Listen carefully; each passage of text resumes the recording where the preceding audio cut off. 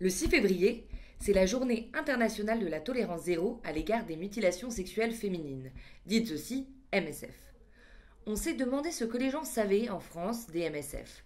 Alors on est descendu dans les rues de Paris et on a posé quelques questions. Je crois que c'est une mutilation, donc le fait de couper le clitoris, ou en tout cas ça se passe à ce On enlève la partie qui contrôle et génère le plaisir dans l'appareil génital féminin. C'est une mutilation sexuelle féminine et il s'agit de mutiler la partie extérieure du clitoris.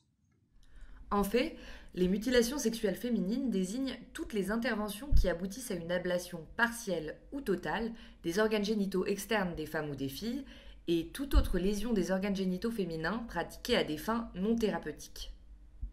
Il doit y en avoir beaucoup, même en France d'ailleurs, je pense qu'il doit y en avoir. Un truc énorme, genre 2 ou 3 millions, non?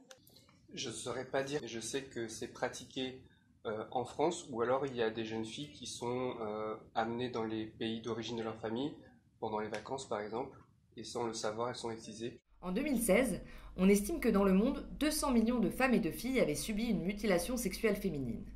La pratique est concentrée dans 30 pays différents, dont 27 pays africains. Il faut cependant noter que la moitié des femmes et des filles excisées dans le monde se trouvent dans 3 pays, l'Égypte, l'Éthiopie et l'Indonésie. En France, ce sont 53 000 femmes et filles qui ont subi une MSF. On estime que 3 adolescentes sur 10, dont les parents sont issus de pays pratiquant les MSF, sont à risque. Il y a des raisons traditionnelles, culturelles, spirituelles. C'est pour éviter qu'elles aient du plaisir, non? C'est un instrument de contrôle de la femme.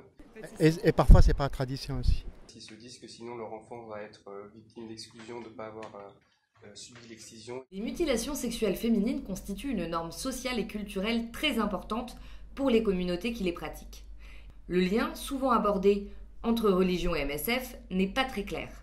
Même si les pays dont sont issus les MSF sont majoritairement de religion musulmane, des communautés chrétiennes, animistes ou juives, pratiquent aussi l'excision. Les MSF relèvent davantage d'une tradition qui permettrait de garantir la pureté et le contrôle de la sexualité des femmes.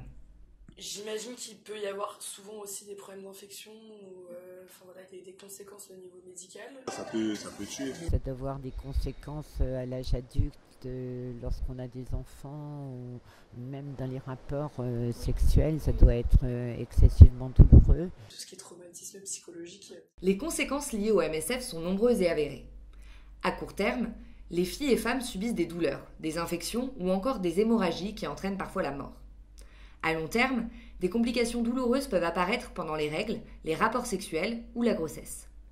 Les MSF engendrent aussi des conséquences psychologiques fortes, comme des traumatismes ou des signes de dépression. Et voilà, maintenant vous en savez un peu plus sur les MSF. Si le sujet vous intéresse, rendez-vous le 6 février prochain à la maison de crowdfunding. Il faut plus que jamais rester mobilisé et accélérer les efforts pour mettre fin à cette pratique qui constitue une violation fondamentale des droits des femmes et des filles.